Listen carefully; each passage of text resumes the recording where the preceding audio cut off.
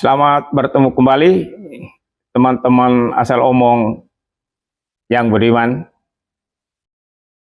Pada kesempatan ini asal omong akan omong-omong tentang isu yang sedang ramai dibicarakan, ya, yaitu tentang hak angket. Nah, asal omong merangkum peristiwa ini dalam ulasannya yang cukup menarik, ya. Kami memberi judul seperti ini: Ganjar mengulirkan hak angket kecurangan pemilu. Presiden Jokowi melantik AHY jadi menteri. Nah, jadi itu topik yang ingin kami angkat pada kesempatan ini. Oke, teman-teman, ya, kita simak ya.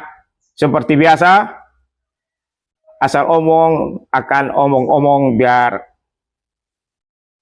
teman-teman bisa mengikuti dan bisa menikmatinya dengan saksama, ya.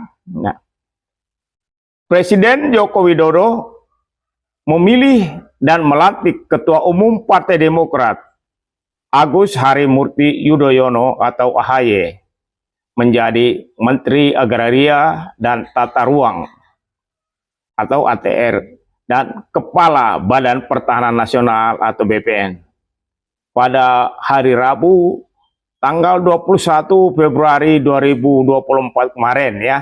Baru hari Rabu kemarin AHY dilantik menjadi Menteri ATR dan Ketua BPN. Nah, baik, kita lanjutkan. AHY mengganti posisi Hadi Cahyanto yang bergeser dari posisi baru sebagai Menteri Koordinator Politik, Hukum dan HAM, yaitu dia masuk dari Menko, ya, Menko Polhukam yang sebelumnya diisi oleh Mahfud MD.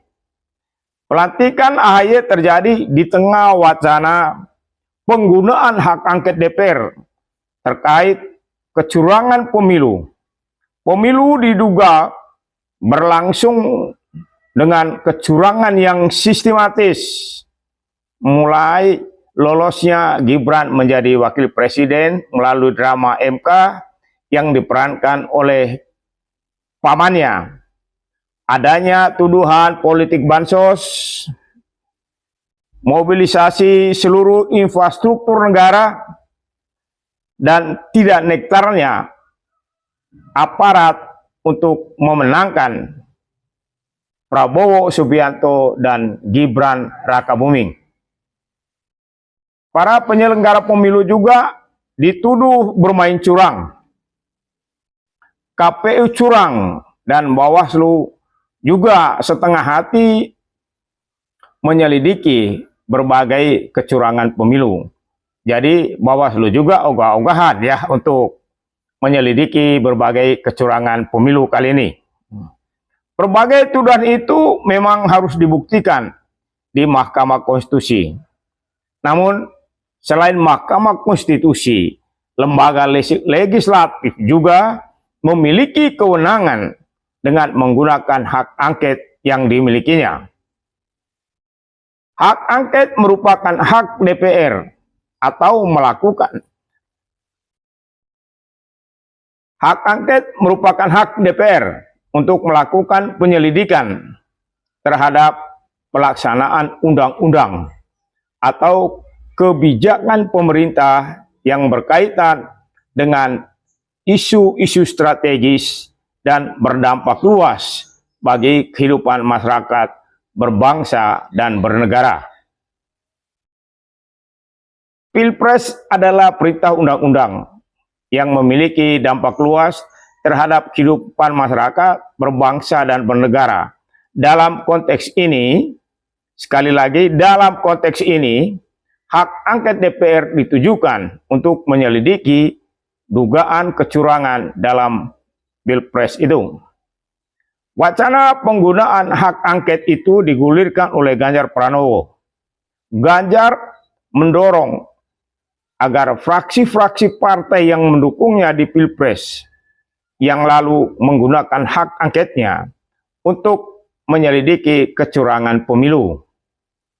Selain mendorong fraksi-fraksi dari partai pendukungnya, Ganjar juga mendorong fraksi-fraksi dari partai pengusung Anies. Ya, jadi kali lalu yang ikut adalah Ganjar Pranowo, Anies Baswedan, dan Prabowo Subianto. Nah, Ganjar juga mendorong fraksi-fraksi pendukung Anies Baswedan dan Muhaimin Iskandar untuk menggunakan hak angketnya. Partai-partai itu terdiri dari Nasdem, PKS, dan PKB. Menanggapi dorongan Ganjar tersebut, Anies Baswedan menyambutnya dengan baik. Ia mengatakan partai pengusungnya siap menggunakan hak angket untuk menyelidiki kecurangan Pilpres yang sudah berlangsung tanggal 14 Februari yang lalu. Kalau disepakati, maka hak angket itu akan didukung oleh 5 partai, yakni PDIP, P3, Nasdem, PKS, dan PKB. Di tengah wacana hak angket inilah AHY dilantik menjadi Menteri Agraria dan Tata Ruang atau ATR, Kepala Badan Pertanahan Nasional atau BPN. Dengan melantik AHY, Presiden Joko Widodo ingin memastikan wacana hak angket DPR tidak berkembang dan infrastruktur politik yang menopangnya tetap kokoh. Kita semua mengetahui bahwa Partai Demokrat adalah partai oposisi pada pemerintahan Presiden Joko Widodo.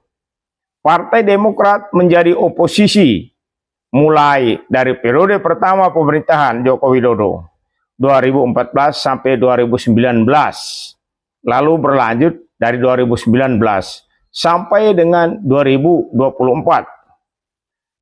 Dalam sisa waktu pemerintahannya, Presiden Joko Widodo diterpa berbagai isu-isu yang tidak menyenangkan. Ada isu politik dinasti,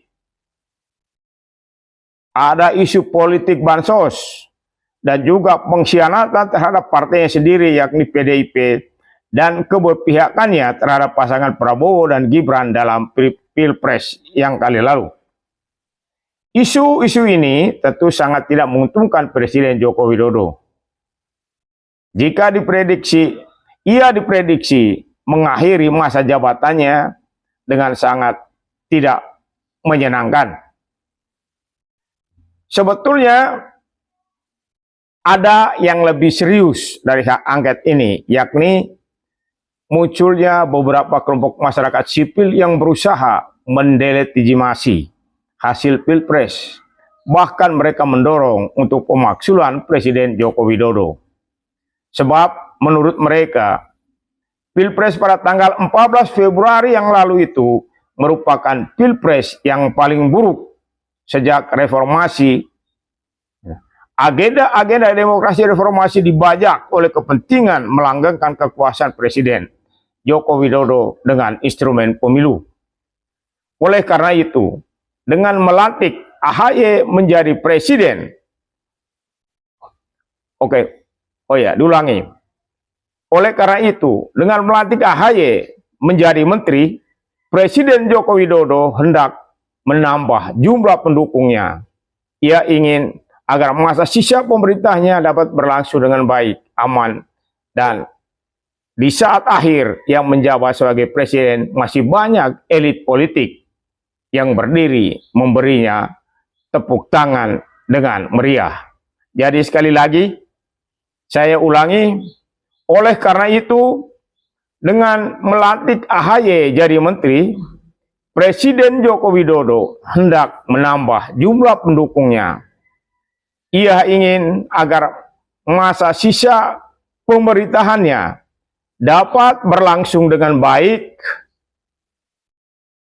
aman, dan di saat akhir yang menjabat sebagai presiden masih ada banyak elit politik. Sekali lagi, masih ada banyak elit politik yang berdiri memberinya tepuk tangan dengan meriah.